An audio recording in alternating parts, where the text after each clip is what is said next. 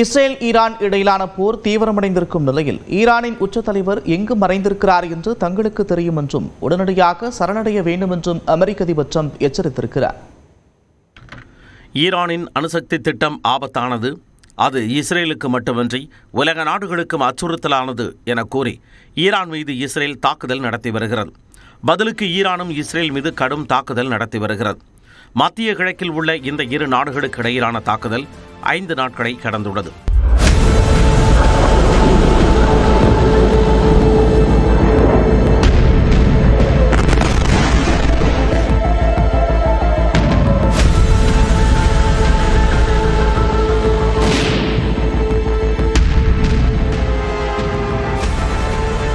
Israel Iran இடையேயான போர் 5 நாட்களை கடந்த நிலையில் ஈரான் தலைநகர் டெஹ்ரான் உள்ளிட்ட நகரங்கள் மீது இஸ்ரேல் வான்வழி தாக்குதலை தீவிரப்படுத்தியது.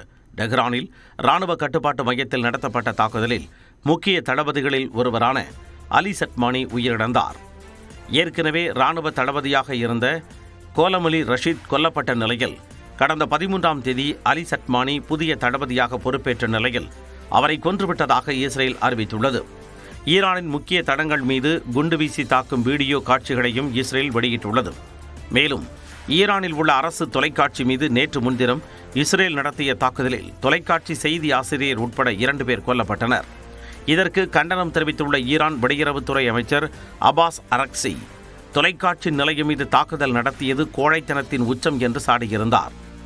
இஸ்ரேலின் தாக்குதல் நீடிக்கும் நிலையில் ஈரான் தலைநகர் தெஹ்ரான் உள்ளிட்ட பல்வேறு நகரங்களில் இணைய சேவை பாதிக்கப்பட்டுள்ளது. இதுபோன்ற பதற்றமான சூழலில் கனடாவில் நடைபெற்று வரும் G7 உச்சி மாநாடு கூடுதல் கவனம் பெற்றது. அதற்கு காரணம் இரு நாடுகளின் மோதலுக்கு அவ்வப்போது பஞ்சாயத்து செய்து வரும் அமெரிக்க அதிபர் டொனால்ட் ட்ரம்ப் இந்த மாநாட்டின் மூலம் ஏதாவது தீர்வுக்கு வழிவகுப்பார் என எதிர்பார்க்கப்பட்டது. ஆனால் மாநாட்டில் பங்கேற்றிருந்த அமெரிக்க அதிபர் ட்ரம்ப் பாதியிலேயே வெளியேறி நாடு திரும்பினார். இஸ்ரேல் ஈரான் இடையே சண்டை நிறுத்தம் செய்வதற்காக ட்ரம்ப் G7 மாநாட்டில் இருந்து வெளியேறியதாக பிரான்ஸ் அதிபர் இமானுவேல் மேக்ரான் தெரிவித்தார். அதனை மறுத்துள்ள ட்ரம்ப் இஸ்ரேல் ஈரான் இடையேயான போர் நிறுத்தத்தை நிறுத்துவதற்காகத்தான் அமெரிக்காவிற்கு திரும்பவில்லை என்றும் போர் நிறுத்தத்தை விட மிகப்பெரிய ஒன்று நிகழ இருப்பதாகவும் தெரிவித்துள்ளார். அதனைத் தொடர்ந்து விமானத்தில் வைத்து செய்தியாளர்களை சந்தித்த ட்ரம்ப் ஈரானின் அணுசக்தி பிரச்சினைக்கு ஒரு உண்மையான முடிவு தேவை என்று கூறினார். இந்த நிலையில் தனது ட்ரூத் பக்கத்தில் பதிவிட்டுள்ள ட்ரம்ப் ஈரானின் வான்பகுதி தங்களது முழுமையான கட்டுப்பாட்டில் இருப்பதாக குறிப்பிட்டுள்ளார். மேலும் ஈரானின் உச்ச தலைவர் என்று அழைக்கப்படும் சையத் அலி கமேனி எங்கு மறைந்திருக்கிறார் என்று தங்களுக்கு தெரியும் என்றும் அவர் தங்களுக்கு ஒரு எளிதான இலக்கு எனவும் கூறியுள்ளார்.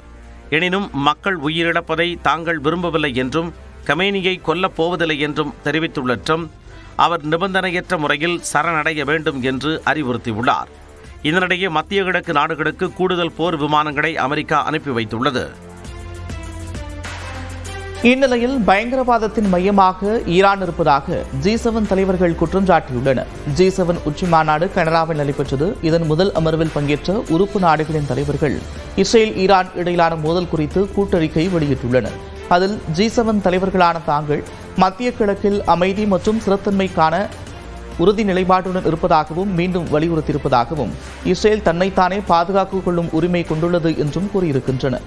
நிலையற்ற மற்றும் பயங்கரவாதத்தின் முக்கிய ஆதாரமாக ஈரான் உள்ளது என்று குறிப்பிட்டுள்ள தலைவர்கள் ஈரான் ஒருபோதும் அணு ஆயுதத்தை வைத்திருக்க முடியாது என்பதில் தாங்கள் தொடர்ந்து தெளிவாக இருக்கிறோம் என்றும் திட்டவட்டமாக தெரிவித்துள்ளனர்.